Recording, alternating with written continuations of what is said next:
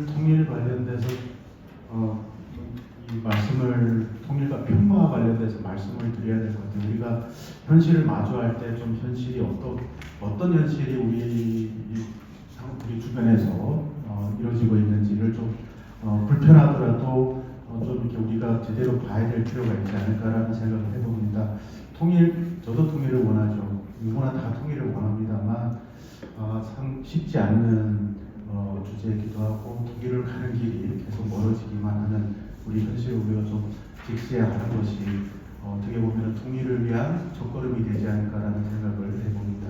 네, 오늘 제 소개를 좀 간단하게 말씀드릴 것 같고요. 그 다음에 통일과 평화 담론을 먼저 좀 살펴본 다음에 이 담론들의 한계가 어디에 있는지를 우리가 좀 볼 필요가 있다고 생각하고요. 또 북한의 상황, 과연 북한은 우리가 통일의 대상이라고 생각하는 북한은 어떤 상황에 있는지를 우리가 좀 볼 필요가 있고요. 그 다음에 대안은 어떤 것들이 있는지 이런 것들을 좀 살펴보면서 말씀드리도록 하겠습니다. 예, 저는 한경북도 정진이라는 지역에서 태어났고 거기서 12살까지 살았습니다. 청진이라는 지역은 철강 산업이 발달된 지역이기도 하고 해양 도시고요. 그 다음에 이 지역 시장, 장마당이라는 것이 아마 북한에서 규모가 가장 큰 시장이 형성된 곳이기도 하고요. 그래서 많은 이 북한 전 지역에 들어와서 물건을 사서 유통하는 그런 어떤 지역이기도 합니다. 시장이 굉장히 잘 발달된 곳이기도 하고요. 사실 그래서 어떻게 보면 북한의 지금 현재 경제 체제라고 한다면 이 국가가 운영하는 이 당중앙 체제의 경제 체제를 갖고 있고 또 한쪽으로는 자본주의 시장 경제 체제 자체가 또 돌아가고 있습니다. 그러니까 이런 모순적인 현상이 북한에서 발생하고 있는데 그 대표적인 지역이 청진이라고 보시면 될 것 같습니다.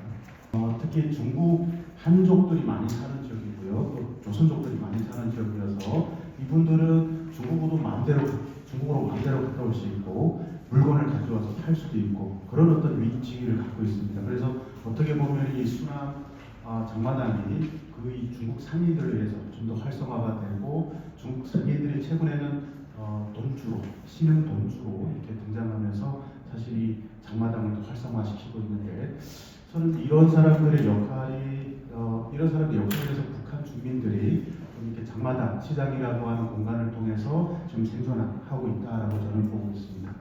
네, 북한은 사실 공산주의라고 공언을 하면서 시작했지만 지금은 사실 공산주의라고 하는 평등적인 사회가 아닙니다. 지금 오히려 위계적인 사회이기도 하고요. 저는 이 제일 밑에 여기 복잡 계층이라고 하는 여기 한 60%, 70% 되는 이 주민들에서 저는 이제 태어나서 우리가 생활하게 됩니다. 왜 이 제일 하층 이 계급에서 태어났는가라고 했을 때 할아버지는 안동 출신이고 이렇게 항일 전쟁 관련돼서 활동을 많이 하신 분인데 저희 할머니 쪽이가 또 이렇게 자본가 계급. 북한은 자본가 계급을 철저하게 통제를 하고 격리시키고 제거하려고 노력했던 국가이기 때문에 저희가 이제 신분 중에서도 제일 하층 신분이기도 합니다.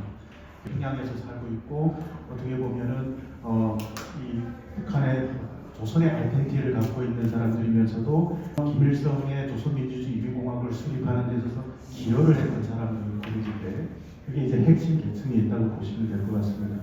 핵심 계층 같은 경우는 교육의 기회, 그죠? 또 사회에서 어떻게 보면 특권층으로 성장할 수 있는 기회들이 많습니다만 우리처럼 이렇게 복잡 계층에 속한 사람들 같은 경우는 교육의 기회가 굉장히 적은 국가입니다. 그리고 사회에서 출시하려면 굉장히 많은 노력을 필요하고 어떻게 보면 신분의 변혁이 일어나야만이 이게 핵심 계층에 가서 교육도 받을 수 있고 사회적으로 출시할 수 있는데 저희는 그렇지 못한 어떤 그런 구조적인 문제가 있습니다.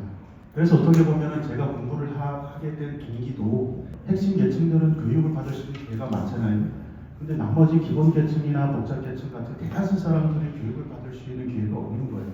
근데 북한 같은 경우는 사실 교육의 빈곤도 굉장히 심한 국가이면서도 교육의 격차가 굉장히 심한 국가 중에 하나입니다.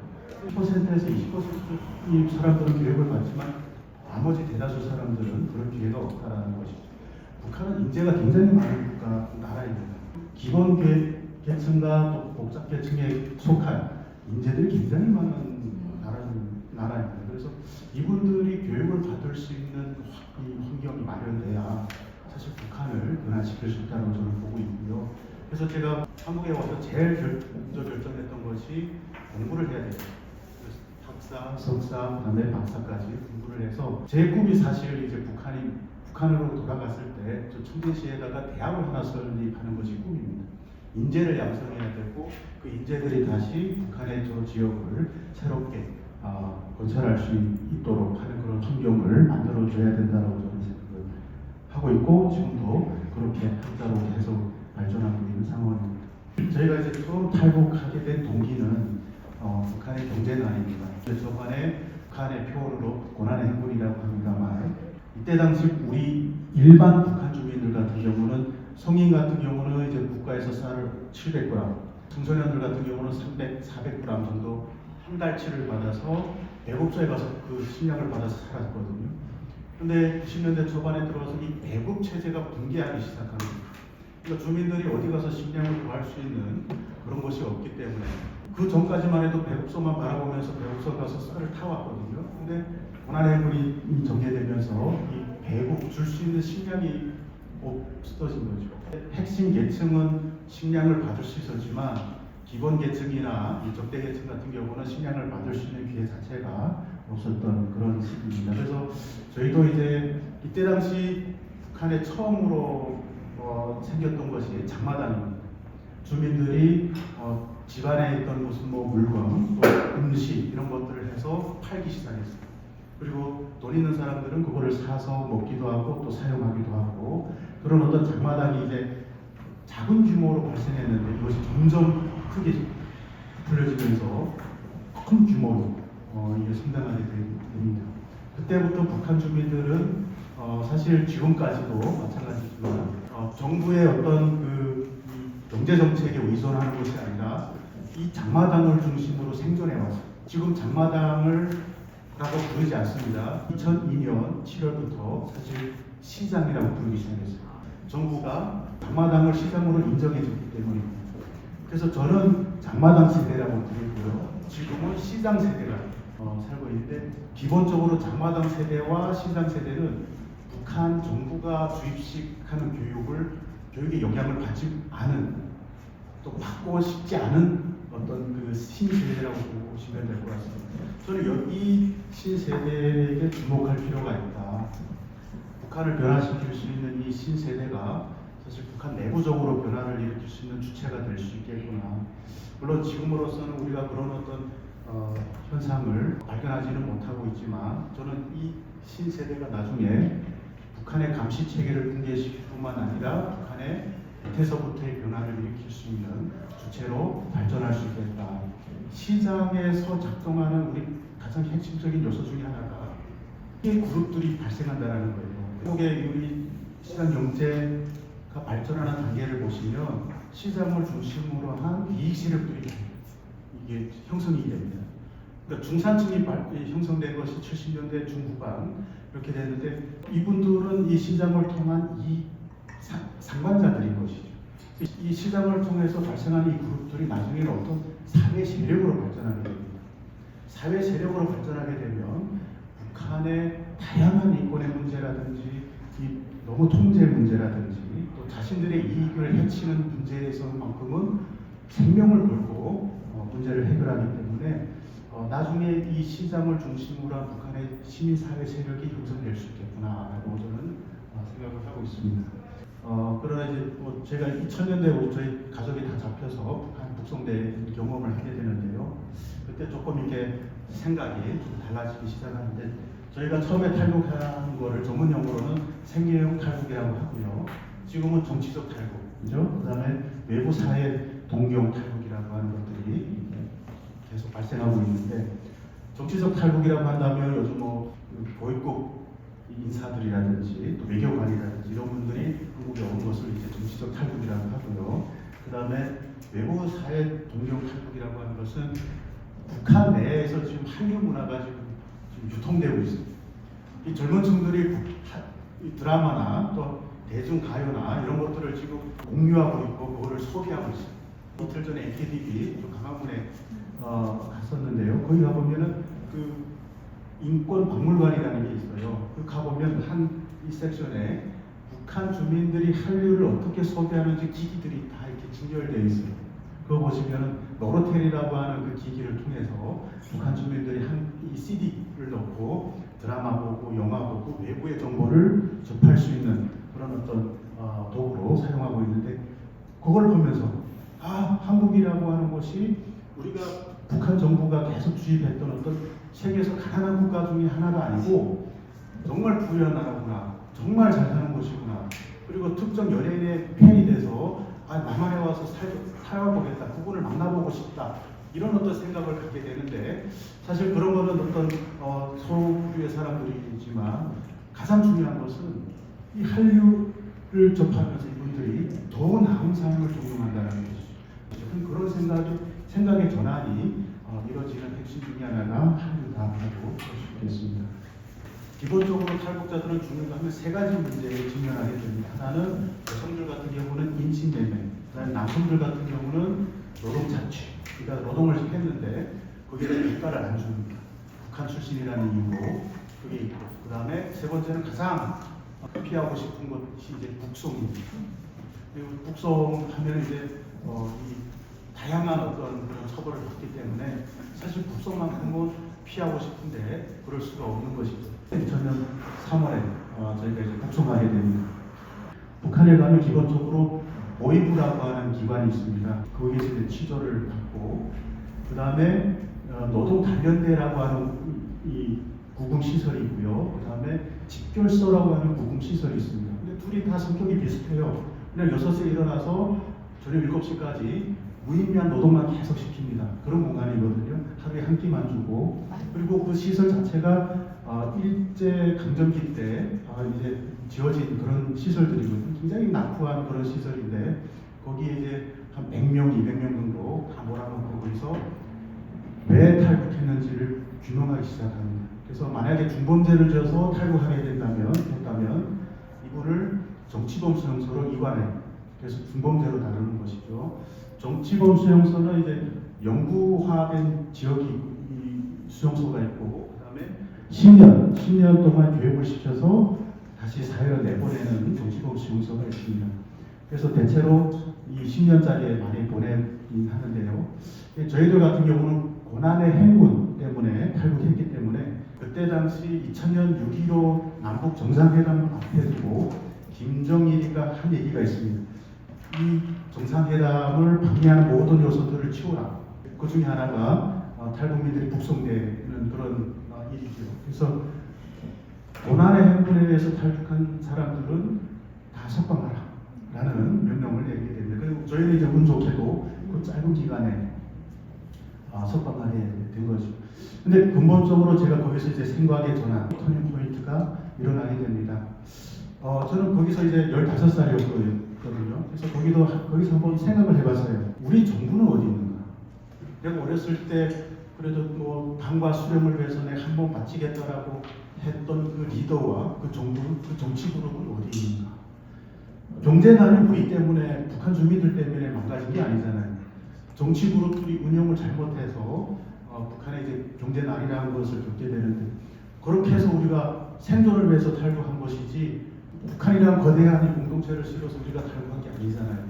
그러면 여기에 책임은 정치 그룹이 있는데, 그럼 이 사람들이 우리에게 지금 집결소라고 하는 곳에 우리를 가다 두고 맨날 무의미한 노동을 시키는 이 자체가 너무나도 저는 이제 배신감을 느끼게 되는 것이죠. 거기서부터 결심을 하게 됩니다. 다시 탈북을 해야 되겠다. 다시 탈북을 해서 나를 받아주고 나를 환영해주는 나라 가서 그 나라 국민이 돼야 되겠다. 이런 결심을 하게 됩니다. 그래서 저는 이거를 정치적 결심이라고, 결단이라고 생각을 하거든요. 그래서 우리 탈북민의 의미 자체가 여러분들 잘 생각할 필요가 있어요. 단순히 탈북하신 것들이 아니고 그분들이 의지, 그분들의 결단, 그 결단 내리는 과정은 그 결단하는 게 굉장히 어렵고 생명을 걸어야 되기 때문에 쉽지 않습니다. 그리고 그 의지가 대단한 것이죠. 그러면 이것은 단순히 생계형 탈북이 아니라 정치적인 탈북입니다. 그리고 그 탈북이라는 것 자체가, 행위 자체가 몸의 언어예요. 말로 저항할 수 없고 힘으로 저항할 수 없으니까 몸으로 저항하는 것이죠. 탈북하는 행동을 통해서 김정은이를 지탱하고 있는 기득권들한테 얘기를 해주는 겁니다. 당신들이 무능해서 우리는 간다. 당신들이 정말 자신들의 기득권을 유지하는 것 자체에 우리는 동의할 수 없고 자신들은 정당성 있는 정부, 정치적 그룹이 아니다라고 얘기를 해주는 겁니다. 그래서 우리 탈북민들의 의미는 굉장히 중요한 그런 의미를 갖고 있습니다. 한국으로 온 경로입니다. 몇 시간에 먹을 거를 이렇게 빙 돌아서 이렇게 왔습니다. 우리 탈북민들이 만나면 그런 얘기를 해요. 통일은 우리에게 어떤 의미입니까? 했을 때 통일은 우리가 고향으로 돌아가는 길이다 라고 얘기를 해요. 그리고 통일이 된 날은 고향으로 돌아가는 날이다. 이 젊은 탈북 이 청년들이 하는 그룹의 반대는 우리가 여기서 실력을 쌓고 북한에 돌아갔을 때 우리는 북한에 가서 북한을 재건하고 자유시간 경제 체제를 도입하고 민주주의 체제를 우리가 이식할 때 중요한 역할을 우리가 해야 되겠다라고 서로 동의를 합니다. 근데 제가 이 통일에 관련돼서 공부하면 할수록 통일이 점점 멀어진다는 생각을 굉장히 많이 하고 있어요. 이 통일이 우리의 미래가 돼야만 한다라고 하는 것에서는 우리가 동의를 합니다. 그러나 그 과정은 사실 통일이라고 하는 것을 너무 강조하게 된다면 통일이 오히려 멀어질 수 있겠구나라는 생각을 하고 있습니다. 남한에서 이뤄진 이 통일 담론을 보면은 크게 두 가지인 것 같습니다. 하나는 통일 담론이고 하나는 평화 담론입니다. 그럼 이제 통일 담론에 있어서의 두 가지 유형이 있습니다. 하나는 존재론적 통일 담론인 것이죠. 여러분들도 다 아시는 내용이거든요. 우리가 한반도 외세에 의해서 우리가 분단이 됐고 우리가 부국 강병을 해야만이 우리가 잘 살 수 있는 시대로 도래될 수 있고 지정학적으로 또 해양 세력과 대륙 세력의 중간에 있기 때문에 우리가 하나가 돼야 된다라고 하는. 그리고 우리는 같은 역사를 공유하고 같은 언어를 공유하고 민족주의, 우리가 민족이기 때문에 우리가 민족적으로 결국은 하나가 돼야 된다라고 하는 것이 존재론적 통일 담론입니다. 근데 이제 존재론적 통일 담론은 사실 반탁, 신탁 운동에 의해서 사실 분단되기 시작하고 그 이후로 계속 남한 내에서는 북진 통일론, 그 다음에 선경제 후통일론, 그다음 한민족 통일 방안, 그 다음에 민족 공동체 통일 방안 이런 것들이 전개되면서 사실 이 존재론적 통일 쪽으로 이 통일 운동이 전개됐었죠. 근데 탈냉전이 진행되면서 냉전기에는 북한과 남한이 경쟁을 했잖아요. 탈냉전이 되면서 사실 남한이 그래도 체제적으로 우위 위치에 있으면서 북한을 흡수해야 되겠다라는 생각을 하기 시작합니다. 그때 나타났던 게 목조론적 통일 담론입니다. 남한의 첨단 기술 자본이 북한의 노동력과 천의 자원과 만나면 그럼 이제 남북이 서로 윈윈의 관계로 발전할 수 있겠다라고 하는 게 이제 목조론적 통일 담론입니다. 부산에서 출발하는 기차가 유라시아를 지나서 유럽까지 진출할 수 있는, 그래서 어떻게 보면 경제라고 하는 측면에서의 경협을 강화시키는 것이 통일로 이어질 것이다 라고 했던 것이 목조론적 통일 담론입니다. 우리가 지경학적인 측면에서 볼 수 있는 것이죠. 대륙과 해양의 경계 지역에 있으면서도 생존을 위해서는 경제적인 발전이 필요한데 함께 통일을 이룩하고 그것을 성취해 나가는 그런 과정이다라고 봅니다. 그것을 우리가 기능적인 접근이라고 얘기를 합니다. 지금 그것이 작동이 안 되고 있죠. 그 다음에 이제 평화기획 담론입니다. 90년대 말 그리고 2000년대 초반에 최장집 고려대학교 교수님, 김대중 대통령 이런 어떤 평화를 주장하시는 세력이 이제 등장하기 시작한 거죠. 흡수 통일을 얘기하면 할수록 통일이 멀어지고 북한이 불편해하기 때문에 이제 평화라고 하는 이 통일 3위 개념을 내세워서 우리가 서로 공존해 나가자. 그러니까 북한은 사실 연방제를 계속 주장합니다. 연방제라고 하는 것은 일국가 이체제 일민족이라고 하는 것이거든요. 평화를 주장하는 사람들은 연합제를 주장합니다. 두 정부 또 두 체제를 유지하는 것인데, 그래서 이제 평화라고 하는 것이 오히려 북한도 편하고 남한도 대화하기 편한 어떤 그런 하나의 도구다라고 판단했던 것이죠. 거기에서 이제 백낙천 선생님 같은 분들은 그러면 평화라고 하는 것이 국가 대 국가의 관계에서 평화냐? 통상적으로 우리가 무역 관계를 맺고 국교 정상화를 맺고 이것이 평화라고 하는 것은 국제 정치의 한 맵을 이루는 학문인데 그러면 우리 보통 관계로 갈 것인가? 근데 남북 기본 합의서를 보면은 특수 관계로 되어 있습니다. 통일을 지향하는 특수 관계. 그럼 특수 관계를 지어버리고 우리가 그러면 평화 그냥 국가 대 국가로 갈 것인가라고 하는 것, 그거 문제를 제기했던 게 백낙천 선생님이시고요. 그러면서 하는 말씀이 이제 그런 평화를 하나의 수단으로 하자. 평화 관계로 설정하되 그거를 입구로 설정하고 출구는 통일로 가자. 그래서 두 분의 어떤 이 충돌이 있었습니다. 근데 이제 통일 담론이나 평화 담론에 한계가 있을 수밖에 없습니다. 우리가 통일이라고 하는 통일 담론을 이제 존재론적, 목적론적 통일 담론을 내세울 때 한 가지 우리가 제대로 해결하지 못한 부분이 있어요. 안보의 문제입니다. 사실 군사적인 평화도 마찬가지죠. 군사의 어떤 상호 절제가 필요하거든요. 우리가 사실 그 53년대 정전협정을 통해서 군축 하는 거 안 된다. 그다음에 외군을 들여와서는 안 된다. 이런 그 조항들이 있습니다. 그러나 남북한은 계속 동맹 체제로 전환해서 계속 군축을 해왔거든요. 그래서 북한이 군사 도발하고 우리는 78년부터 한미 연합 군사훈련을 매해마다 진행해오죠. 그러니까 이 안보의 문제를 어떻게 해결할 것인가라고 하는 것이 가장 중요한 이 현안인데 사실 문재인 대통령 때 9.19 합의를 봤습니다. 남북한이. 그게 아마 최초로 남북한의 DMZ를 중심으로 한 절제 행위였던 것이죠. 그걸 하면서 사실 문재인 대통령도 한미 연합 군사훈련을 지연시켰습니다. 북한도 그게 이 2017년도에 ICBM을 발사하고 나서는 핵무력을 완성했다라고 선포하고 나서 평창 올림픽에 왔거든요. 남북 모두가 자기 절제가 필요한 겁니다. 그게 군사 부분에서 절대적으로 필요하고 그것이 전제되지 않는 한 사실 모든 통일 논의는 지연될 수밖에 없다라고 저는 말씀드릴 수 있을 것 같습니다. 평화 담론은 좀 전에 말씀드렸던 안보의 문제인데요. 평화는 기본적으로 요한 갈등의 주장하는 두 가지 유형이 있습니다. 하나는 소극적 평화, 전쟁이 없는 상태를 요하는 것이죠. 그 다음에 두 번째는 적극적 평화인데요. 구조적인 폭력을 제거하는 것입니다. 근데 한반도는 구조적인 폭력이 여전히 존재하는 지역이죠. 한쪽으로는 한미 동맹이 자리하고 있고 한쪽으로는 핵을 중심으로 안보의 문제를 가지고 있는 이 구조적인 문제를 해결해야 된다라고 하는 측면이 있는 것 같습니다. 그래서 이 두 담론이 사실 남한 내에서 계속 종합을 해요. 한쪽은 통일을 중심으로 한 담론, 한쪽으로는 평화를 중심으로 한 담론이 계속 경합을 합니다. 여기가 문제가 있다. 통일을 가는 길이 계속 이 지연되는 이유가 여기에 있습니다. 서로 또 교류를 안 해요. 김대중 대통령을 중심으로 한 평화를 주장하는 이 그룹이 있고 지금 대통령실에 있는 김태효 성균관대 교수님을 중심으로 한 이 통일 외교안보 그룹이 있는데 서로 대화를 안 합니다.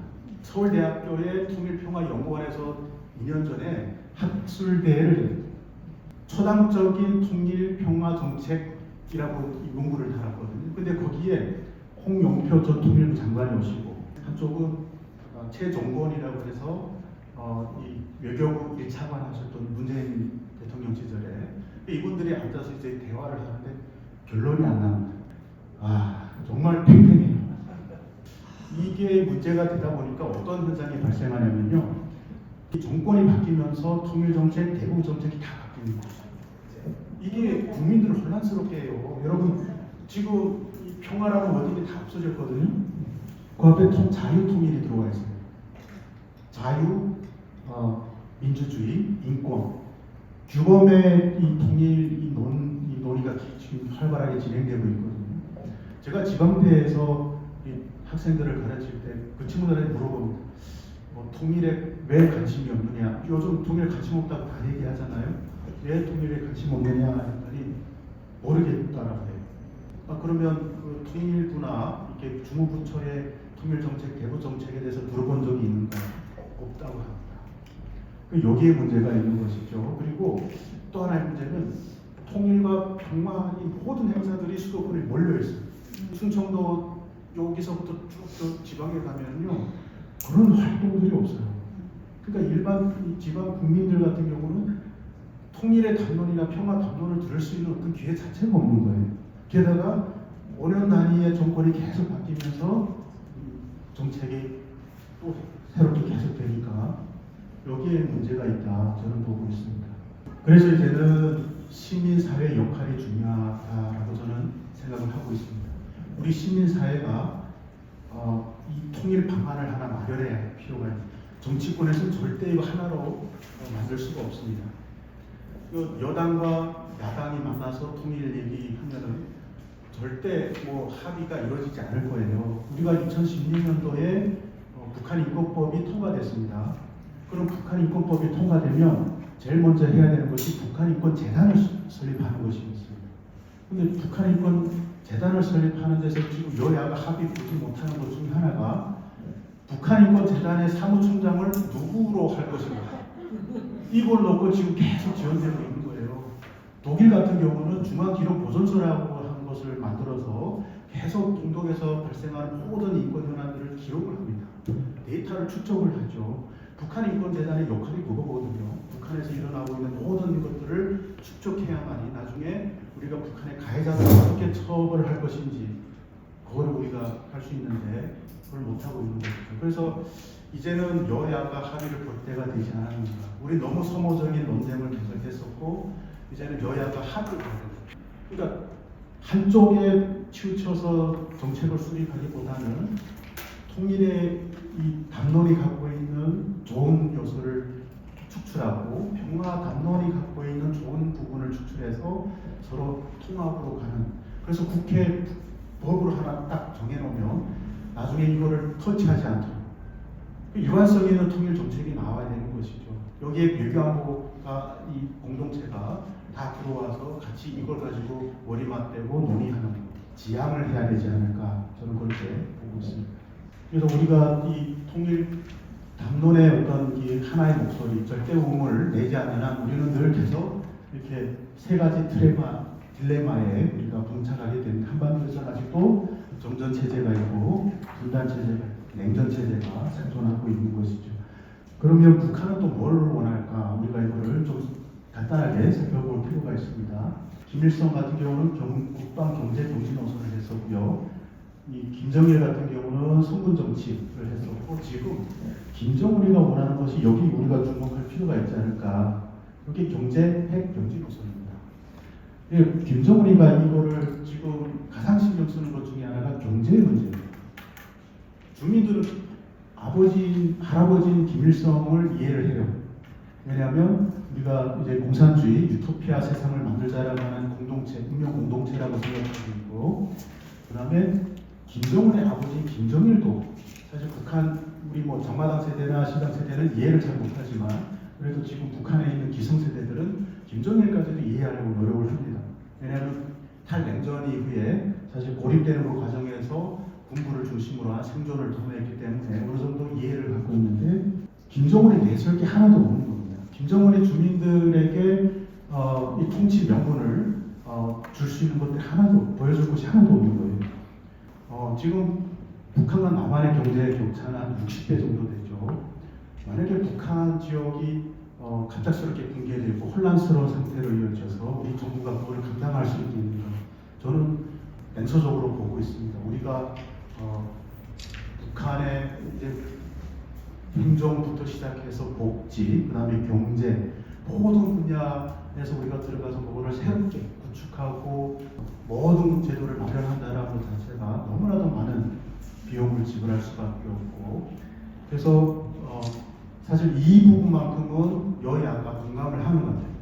그래서 북한을 안정적으로 관리하는 것 중요하다라고 공감을 하고, 그러면 북한을 고립시킬 것인가 아니면 북한을 유인해서 좀 이렇게 발전 단계로 갈 것인가라고 하는 그런 논의가 필요할 텐데요.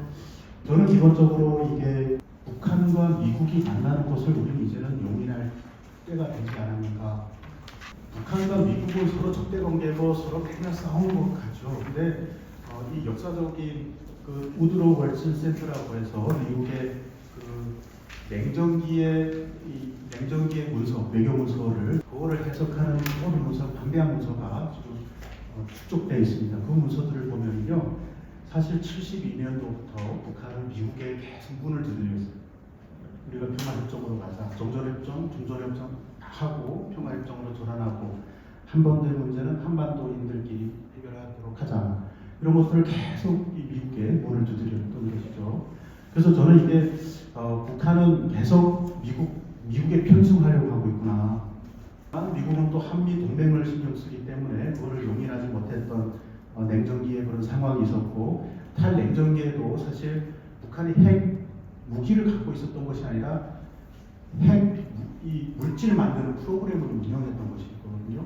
근데 그때 당시 미국의 대외 정책 중에 하나가 NPT 체제를 어떻게 잘 국제사회에 정착시키는 것이 대외 정책이 1순위였습니다. NPT라고 하는 것은 핵을 확산하는 것을 방지하는 국제 기구인 거죠. 이거를 어떻게 잘 관리하는가. 그러니까 이때 북한이 이 핵 물질을 만드는 프로그램을 통해서 미국의 주목을 받기 시작한 것이죠. 그래서 1992년도에 뉴욕에서 처음으로 이 북미 간의 고위급 회담이 이루어지게 됩니다. 그리고 그 이후에 94년도에 제네바 협정이 체결이 되고, 제네바 협정이 제대로 돌아가지 않으니까 이제 나중에 98년도에 러포독 미사일을 발사하고, 그 다음에 부시 행정부가 들어서면서 북한을 악의 축으로 규정하고, 그러면서 이제 중국이 들어오면서 육자회담을 구성을 했는데, 결국은 2012년도에 오바마 행정부 북미 회담에서 모든 게 결렬이 됩니다. 그때부터 미국은 전략적 인내라고 해서 우리가 경제 제재를 하면 너희들이 나중에 백기를 들고 나올 거야 라고 하는 그런 전략을 씁니다. 북한은 그 기간 동안 역설적이게도 핵무기의 기술 고도화뿐만 아니라 핵무기의 양을 증가시킨 그런 시기로 활용했던 것이죠. 근데 지금 2018년도에 6월 달에 보면 트럼프 대통령하고 김정은이 싱가포르에서 만나잖아요. 여기서 논의됐던 것이 평화협정, 그리고 어떻게 이 한반도 문제를 해결할 것인가라고 하는 것들이 대충 나와 있는데요. 2018년 6월에 보면은 구체적인 아젠다가 설정이 안 되어 있습니다. 그냥 방향만 제시된 거죠. 2019년도에 6월 27일 구체적인 내용이 들어있어요. 북한의 입장은 연변 핵시설과 핵개발 연구소 및 미사일 발사장을 해체한다. 영변이라고 하는 것은 어떻게 보면 북한의 핵의 메카입니다. 이걸 주는 대신에 민생경제 관련 6개의 경제제재 해체를 요구합니다. 6개밖에 안 돼요. 전체를 해체해달라는 게 아니고요. 그 다음에 휴전과 정전협정을 평화협정과 종전으로 전환해달라. 그러니까 정상국가로 대해달라는 거예요. 너무 우리를 악마화하지 말고 배를 해줘서 대화할 수 있는 국가로 대해달라. 그 다음에 미군 유해 송환 및 북미 국교 정상화를 추진하자. 그러니까 평양에 미국의 연락사무소를, 그 다음에 워싱턴 DC에 북한의 연락사무소를 설치해서 서로 대화할 수 있는 그런 채널을 만들자라고 했던 것이고요. 미국의 입장에서는 연변 핵시설뿐만 아니라 또 연구소, 그 다음에 미사일 발사장 플러스 알파를 전체 다 달라는 거죠. 전체 다 주면 우리가 너의 요구하는 것을 수용해 주겠다.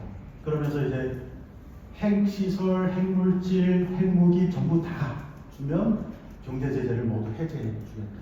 그 다음에 한반도 비핵화와 군사도발 중단과 북한 인권을 개선해라. 북한 주민들의 인권을 개선해라. 전제 조건을 하는 것이죠.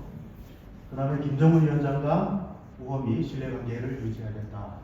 이렇게 했던 것인데, 북한은 이렇게 단계적으로 문제를 해결하려고 하고, 미국 같은 경우는 전체 대 전체 문제를 해결하는 그걸 볼 수 있겠습니다. 트럼프의 국가안보보좌관이었던 존 볼튼이 쓴 그 방에서 어떤 일이 발생했는가라고 하는 내용을 보면요, 미국은 하노이에서 이미 설정을 해놨어요. 일단 북한과 빅딜, 지금 말하는 이 미국의 이 요구 조건을 북한에 수용하는 것, 그게 빅딜이라고 한다면 북한이 요구하는 이 단계적 요구를 이제 스몰 딜이라고 해서 스몰 딜, 그다음에 세 번째 옵션은 노 딜, 아무 딜이 없는 거. 그러니까 세 가지를 설정을 합니다. 근데 존 볼튼이나 마이크 폼페오 국무부 장관 같은 경우는 하나를 가기 전에 세 번 정도 이 백악관에서 회의를 해요. 존 볼튼은 굉장히 미국의 정말 이 보수주의 강경판, 북한을 먼저 선제 공격해야 된다라고 주장하는 그런 강경파인데, 이분이 트럼프에게 절대 딜을 하면 안 된다라고 문구까지 써줘요. 그 비행기 타고 하노이 날아올 때 보면 뒤에서 계속 그 쪽지를 주면서 노딜로 가야 된다. 그런 얘기를 계속 하면서 결국은 트럼프 대통령이 그래, 지금 내 위치가 사실 북한이 오히려 나한테 와서 애절하게 바라는 상황이지 강제적으로 합의 볼 이유는 없겠다 판단해서 노딜로 가자, 이렇게 했던 것이거든요. 김정은이 계속 트럼프한테 서한을 보냅니다. 그러니까 2019년도 2월 달에 하노이 노딜로 이어지면서 그 이후에 이 김정은은 애절한 마음으로 계속 이 트럼프한테 이 서한을 보냅니다. 여러분들 이 구글에 검색하시면 그 내용이 다 나오거든요. Dear Excellency라는 표현을 씁니다. 그래서 카카, 제발 우리는 국무부 치웁시다.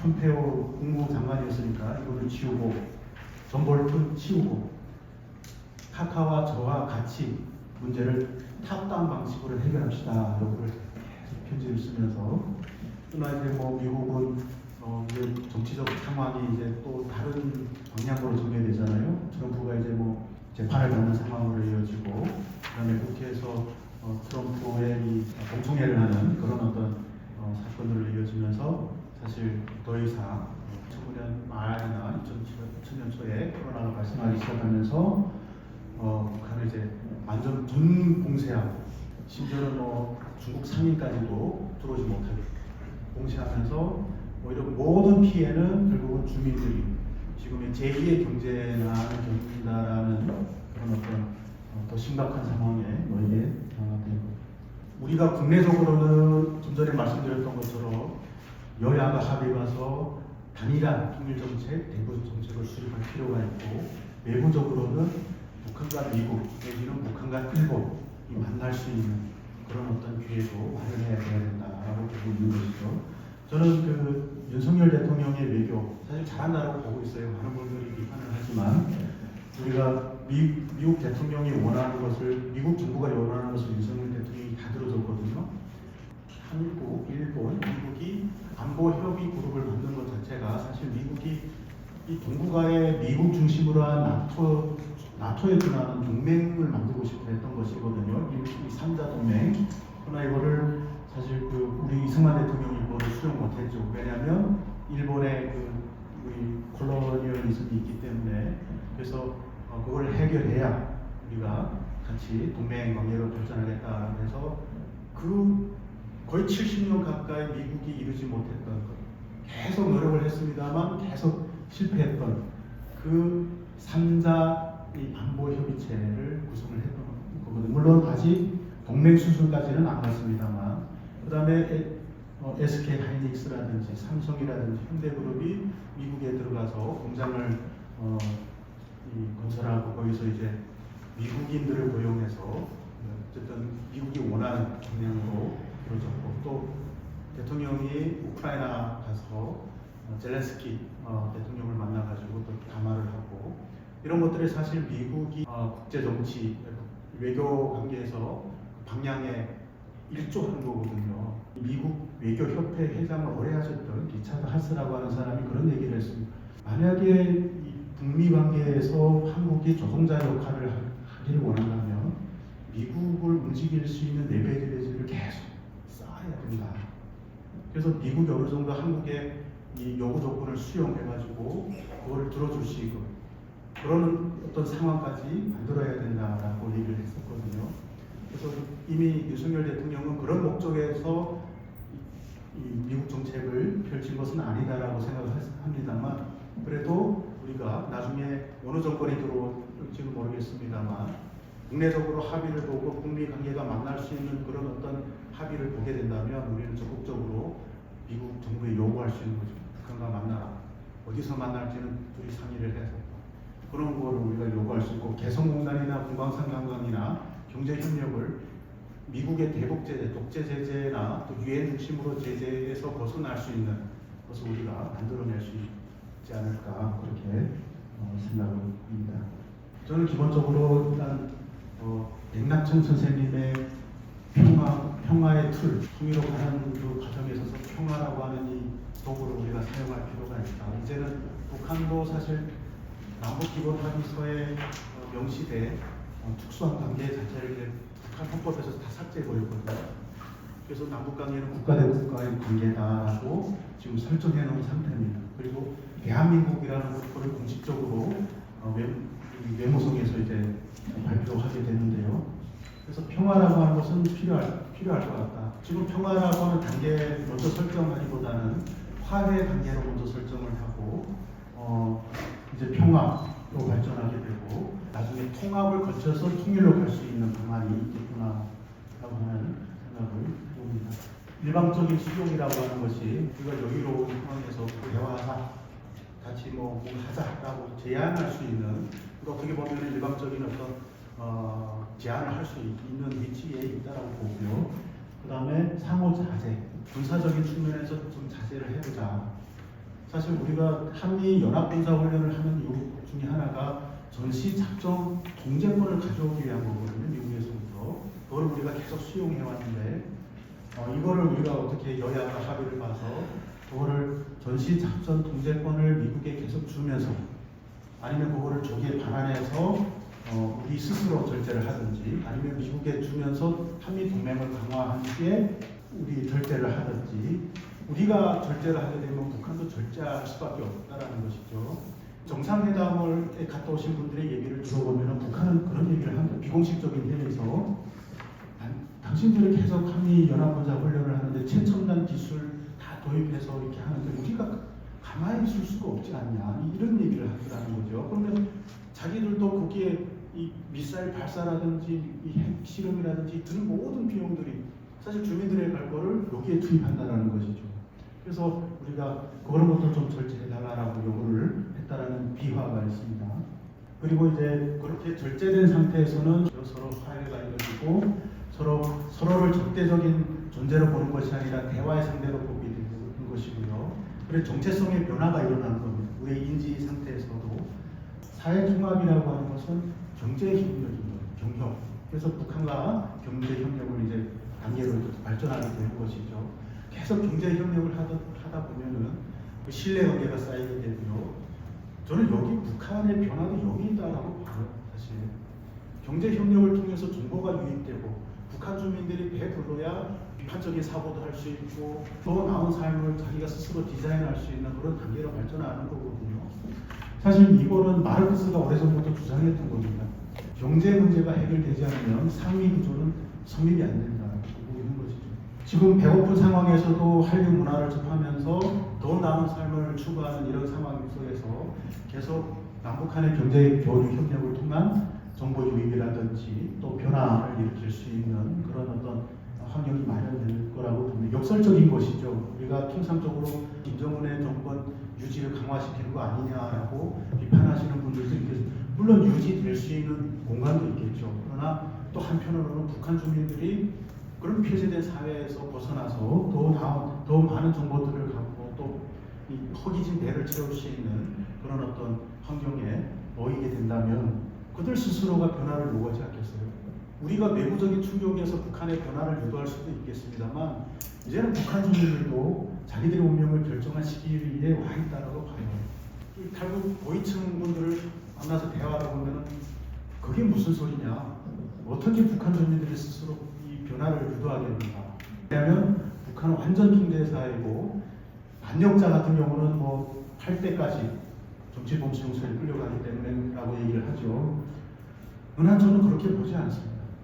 언젠가는 북한 주민들이 스스로, 그리고 북한 주민이 주체가 돼서 북한의 변화를 이끌어야만이 사실 더 나은 변화로 이루어지다라고 보고 있거든요. 민주주의도 사실 그때 발현될 것이고, 그래서 북한 주민들이 스스로 변화할 수 있는 그런 공간을 마련해야 된다. 사회 통합이라고 하는 것은 어떻게 하면 우리가 경제 제재를 일정 부분 최소한 그래도 개성공단 같은 경우 그것만 좀 제재해 주더라도 사실 그게 5만 명이 되는 북한 주민들이 거기서 생존하고 있는데 거기서 그들의 변화가 일어나지 않을까. 또 그분들이 어떤 허비진배를 채우면서 한국을 동경하게 되고 외국 사회를 동경하게 되고 다양한 정보를 북한 전 지역으로 좀 이렇게 확산시킬 수 있는 그런 주체들이 되지 않을까 하고 생각을 하고 있습니다. 새로운 정치적 내레티브라고 하는 것은 한반도가 이제 서로 적대적 관계가 아니라 평화를 주장하면서 이 한반도 평화뿐만 아니라 이 동북아 지역의 평화를 좀 이렇게 선도적으로 좀 정착시킬 수 있는 그런 주체로 가야 되지 않는가. 이 네 번째 단계로까지 진입하면은 아마 연방제나 연합제 형식으로의 통일 방안이 논의될 것으로 생각을 하고 있습니다. 그래서 평화를 우선적으로 도구로 사용한다라고 했을 때 지금은 위태로운 상황이죠. 그러나 전쟁은 없는 상황. 그러니까 어떻게 보면은 차가운 평화라고도 할 수 있겠습니다만 위태로운 상황에서 조건적 상황, 조건적이라고 한다면 남북한이 서로 대화의 테이블에 나와서 군축의 절제, 그다음에 어느 정도의 그 경제 협력을 이루는 거 이런 단계라고 볼 수 있고, 그다음에 이것이 잘 정착이 됐을 경우 안정적인 평화 구축이 마련될 수 있겠구나. 아직 뭐 참 어려운 주제이고 우리가 끊임없이 노력을 해야 됩니다만 저는 정치권의 역할도 중요하지만 시민사회의 역할이 굉장히 중요하다고. 제가 이제 공부하면서 느꼈던 것이 이 한국 남한산에서 시민사회 역할이 민주화를 이뤘고요, 정보화를 이뤘고 세계화를 이룬 그 주체들이라고 저는 보고 있습니다. 그래서 북한 아직 시민사회가 없기 때문에 우리가 어떻게 보면 비대칭적 시민 관계에 있습니다만 민주화를 이루는 과정에서 이 시민사회 그 의지와 역할, 이것이 우리 통일과 평화 이 영역에 와서도 그들의 이 시민사회의 의지와 역할, 또 시민사회의 어떤 통합된 목소리, 시민사회에서 하나의 안건을 국회로 넘기는 역할, 이런 것들이 굉장히 중요하겠구나라고 저는 생각을 하고 있습니다. 통일운동 하시는 분들의 그런 어떤 노력과 의지, 이것이 우리가 하나의 목소리를 딱 설정했을 때 그것을 앞당길 수 있는 주체가 되지 않을까 그렇게 생각합니다. 네, 제 강의는 여기서 마무리하도록 하겠습니다.